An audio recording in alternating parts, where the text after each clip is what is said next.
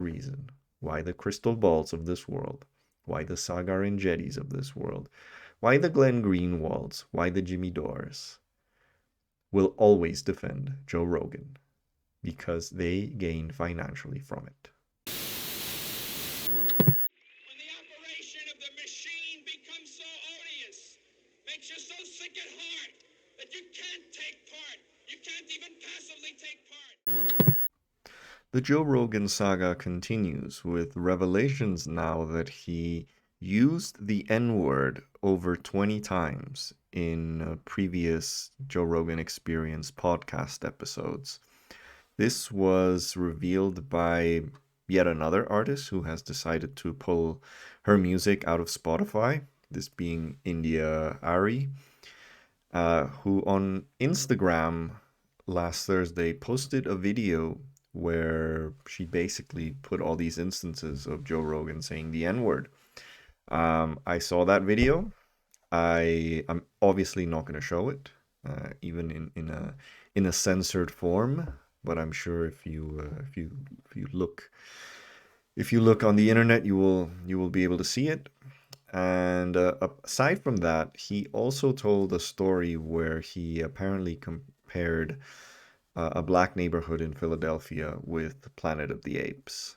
Now we're gonna hear Joe Rogan's apology and excuse for this. So yeah, let's see what he had to say. Hello, friends. I'm making this video to talk about the most regretful and shameful thing that I've ever had to talk about publicly. There's a video that's out that's a compilation of me saying the N-word. It's a video that's made of clips taken out of context of me of 12 years of conversations on my podcast, and it's all smushed together, and it looks fucking horrible, even to me. Now I will take a bit of his word in the idea that it was that most of them would be used in a contextually non-malicious way, if you know what I mean. I don't think there's a non-malicious way of a white person saying the N-word at this point in time, but you can perhaps have said it in a context that wasn't meant to be malicious. So I have no doubt that the majority of these cases, if you saw the context of it, was probably in the context of saying it, to make a certain point. But it's still racist because he knows the connotations of that word. White people just love to want an opportunity to say that word because it's a prohibited word for them, and white people just can't stand the idea that there's a word that they can't say. So they people like Rogan, especially people who are tend to be on the edgy side, and this goes for a lot of comedians and other people, kind of the people who Joe Rogan associates himself with, are the people most likely to really, really, really want to use that word and try and find any context in which you can say it without appearing racist. So that is, I think, the problem with Joe Rogan. I honestly don't think that he is like maliciously racist, but I just think that he, like a lot of comedians, don't really know the bounds of what you should be able to say and what you don't. And comedians often use the excuse of like, hey, this is just comedy. We should be able to push the bounds, yada, yada, yada. But, a lot of these people just don't understand that there are limits. There are limits to what you can and should say in public. And he should have known better because, using the N-word in public is not something that has become a thing in just like the last year or two. It's been a bad thing for quite some time. And I'm actually more surprised that no one spotted it until now. Now, I know that to most people, there's no context where a white person is ever allowed to say that word, never mind publicly on a podcast. And I agree with that now. Funny how he now admits that he is white, because in his interview with Jordan Peterson a while back. He said, "But are white people really white?" Just because, like, he was questioning whether he and Jordan Peterson were white because they had a tan. That's so funny. So now he is admitting that he is white. Interesting how that happens.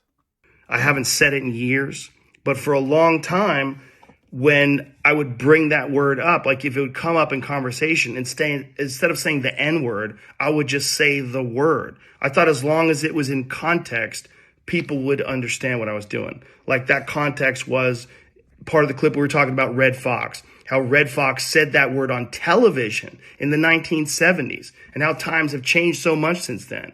Or about how Richard Pryor used it as one of the titles of one of his albums. Or I was quoting Richard Pryor, A, was black, and two, that album was what, from like the 70s?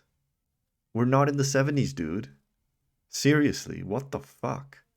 a Lenny Bruce bit, or I was quoting a Paul Mooney bit, or I was talking about how Quentin Tarantino used it repeatedly in Pulp Fiction, or I was talking about how a Netflix executive, ironically, used it because he was trying to compare it to another offensive word, and he said it out loud, and they fired him. I love how all these examples are like 1970s, 1990s, when admittedly our standard of using that word was a bit more lax than now. But he's admitting this is like from a 12-year period in which he's had his podcast. That is, or earliest then must have been 2010. Like, you gotta be kidding me that it was seen as okay back then. Not calling anybody or just saying the word out loud. I was also talking about how there's not another word like it in the entire English language because it's a word where only one group of people is allowed to use it, and they can use it in so many different ways. Like if a white person says that word, it's racist and toxic, but a black person can use it and it could be a punchline. It could be a term of endearment. It could be lyrics to a rap song. It could be a positive affirmation. That is literally a rehash of every single conversation every white person has had in sort of the intellectual dark web slash alt-light circles about the N-word. They just don't understand why they can't use it. And so they always, and this, I've heard this from Jordan Peterson. And I've probably heard it from other figures in I think I also saw an interview with Sam Harris where he also is like, well, why is it, what's inherently wrong about that word if like black people use it so commonly and among themselves and even among friends and like how can that word had such different it just boils down to the issue that they don't understand that that is a word that no black people ever wants to hear come out of a white person's mouth because of its historical connotations. That's really the gist of it. And out of respect for what black people have endured in American history or just general world history for the past 200, 300 years, I think that is the least that white people can do to just not say that word under any context, any context. But yeah, they don't get it. They don't get it. They just don't get it. It's a very unusual word, but it's not my word to use.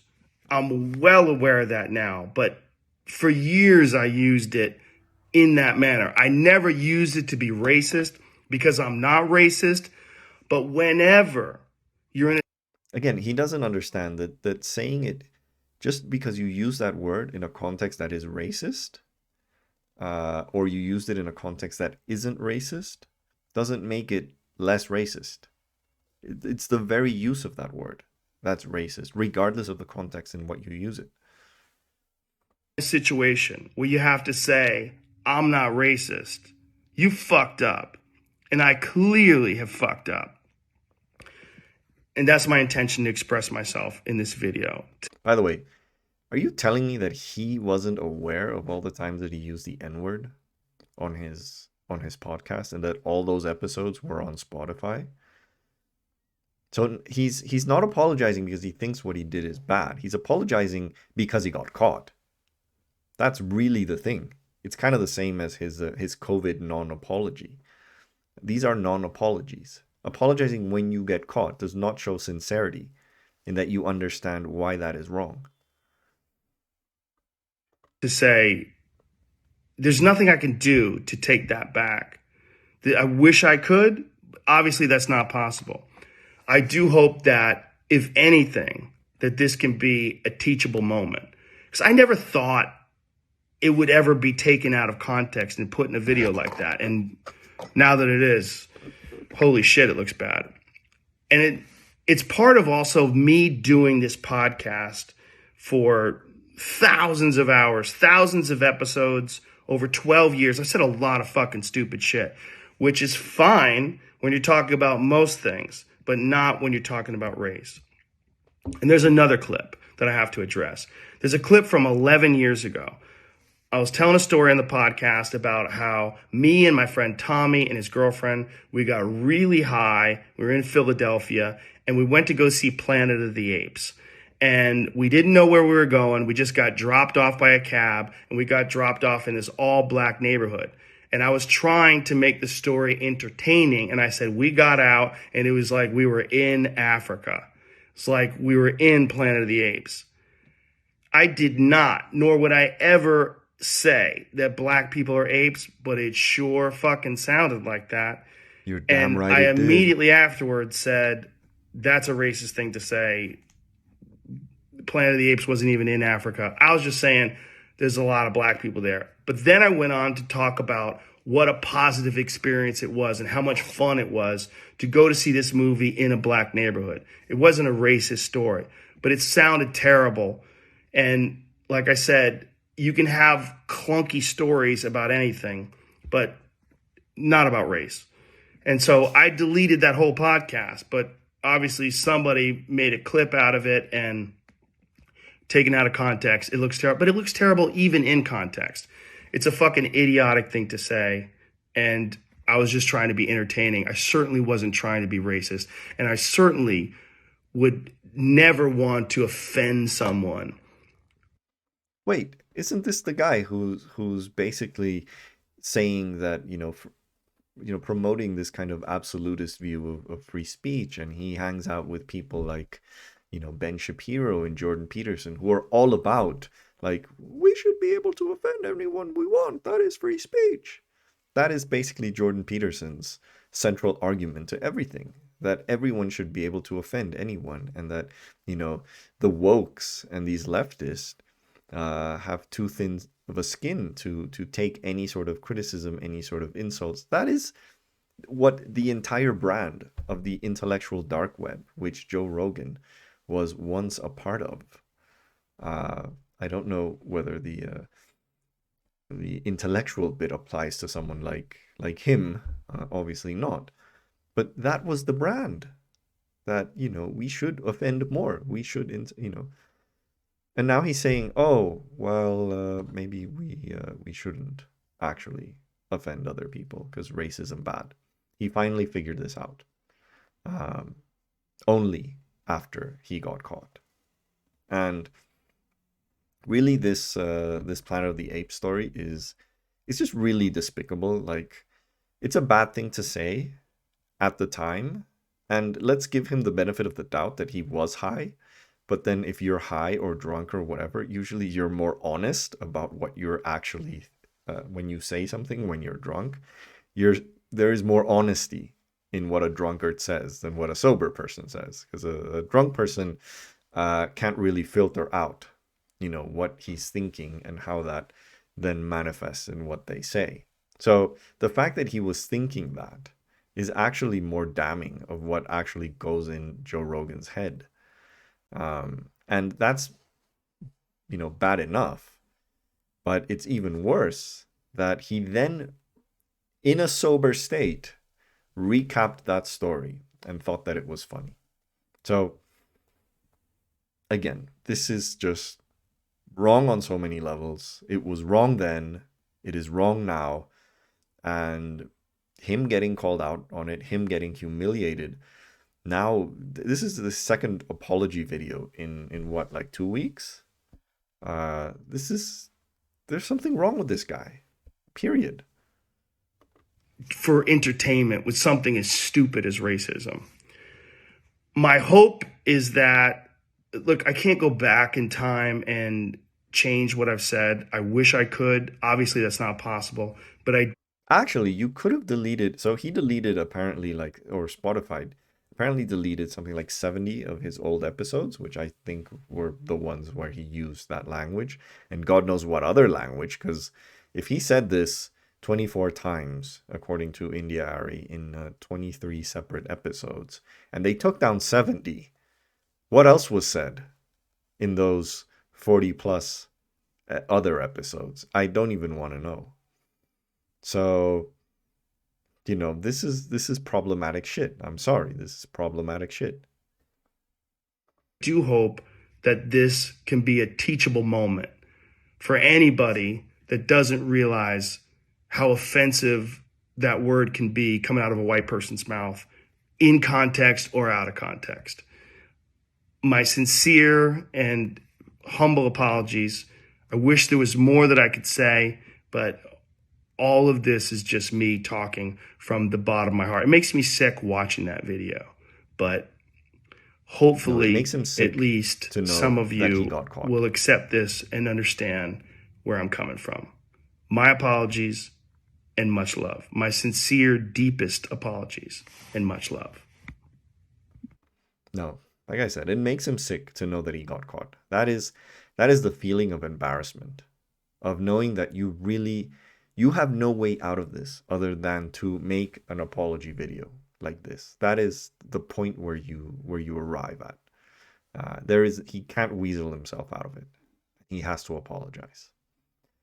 And well, on the internets, you will see, the battle lines are drawn now on who is the unconditional supporters of Joe Rogan, and this includes pretty much everyone on the dumb left and on this sort of anti-establishment populist. I'm talking about the usual suspects, Rising, Breaking Points with Saagar and Krystal. I'm sure you'll see Kyle Kalinske simp in some way, or just basically not mention him, or not mention this incident at all. Those group of people who have pandered so much to Joe Rogan over the past year or two, have defended him regardless of what he says, because there is some symbiosis in this. The people who follow Joe Rogan are likely to also follow channels like Breaking Points or Rising or Jimmy Dore. So these people feed, they're like the remoras swimming alongside the giant $100 million shark, which is Joe Rogan, and get some of the breadcrumbs of what the shark eats. And tellingly, here is a tweet from Saagar Enjeti, one of Breaking Point's two hosts. The effort to smear Joe Rogan as a racist is one of the most despicable efforts I've seen in my lifetime. They don't actually care. They're just trying to destroy him. We either live in a society where context matters or we don't. By their standard, Joe Biden is a racist. And so apparently there was a history of Joe Biden in the 80s saying the N-word. Look, I honestly think Joe Biden is also a racist, or was during that time. He has promoted some very racist legislation. Um, so maybe he's changed in recent years. I don't know. He made some very awful comments once. I think it was with what's his name, Charlemagne the God. Wasn't he saying like if you don't vote Democrat, you're not really black? That's pretty fucking racist, and he was called on it when that happened.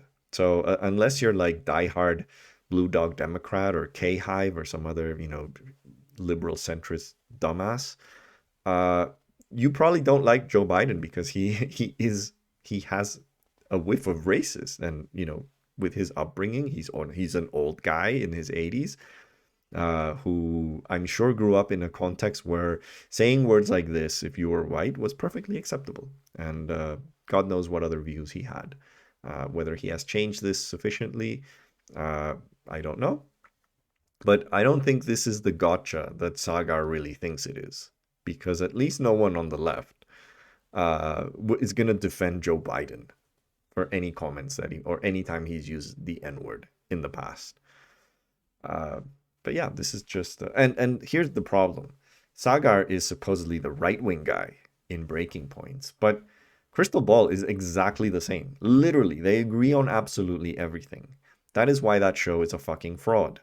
And while occasionally they show some interesting news or give some interesting commentary, the fact of the matter is you should not be fooled by the fact that channels like Breaking Points and channels like Rising exist for only one thing: to make idiot left wingers think that they have more in common with fascist right wingers, like, I don't know, Canadian truckers who are led by neo Nazis, uh, that they have more in common with those people than they do with anyone else on the left, which they basically spend their entire careers tarnishing.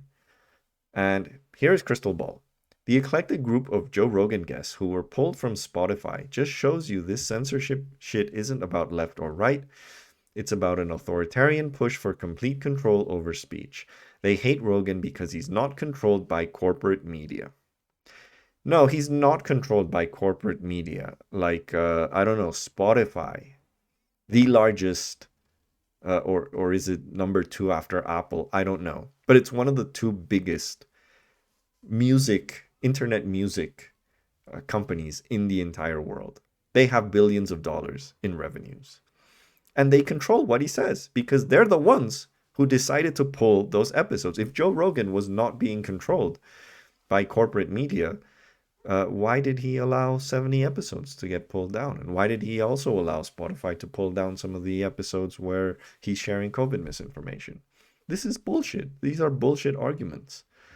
Uh, and again, this is not what a real leftist would respond to this. It's insane. It's insane. I'm sorry, she's a fucking fraud. Um, and I'm sure you're gonna have similar. Maybe Brianna Joy Gray, being black, is not gonna comment on this, but she's pretty much also been on Rogan's side throughout the whole thing. I'm sure you'll see Glenn Greenwald as well make us think about all this. This is just sad. Oh, by the way, I love that Shoe on Head here is also defending Rogan. Remember, she's now on the left too. Uh, yeah, right. Anyway, that is all I have to say about this incident. Uh, I I I don't know what Rogan's fate should be. If I was running Spotify, I wouldn't have paid 100 million for him, obviously. Two, I would probably end my contract with him. I am under no obligation by any, you know, First Amendment or free speech or anti-censorship law or just general anti-censorship ideology to think that letting him go is an act of censorship. This guy has so much money, he can start his own show. He can do what Alex Jones did when Alex Jones was banned from pretty much every social media site known to man. He would still get thousands, if not millions, of views. Uh, the idea that he's being censored forgets that he's on a platform where he was paid $100 million to be in. That's not friggin' censorship. I'm not being censored because I don't have a $100 million platform. This is ridiculous. This is absolutely ridiculous. All these people want are to make a free speech case where there isn't one by any interpretation of what free speech means. All they want to do is make a case about free speech because they want Rogan to keep saying what he says. They want him to stay in these massive platforms, to have these, 11 million viewers per episode or whatever the hell he gets. They want him to continue voicing all this anti-establishment nonsense because it is nonsense. Because You can be anti-establishment without saying nonsense and without saying lies, without, promoting anti-vax conspiracy theories and shit like this, and without saying the N-word. You can be anti-establishment without doing any of this. But they want him because it feeds into their profits. That is the reason why the Krystal Balls of this world, why the Saagar Enjetis of this world, why the Glenn Greenwalds, why the Jimmy Dores will always defend Joe Rogan, because they gain financially from it. And on that note, if you like this video, please like, please share, most importantly, please subscribe, and I will see you next time.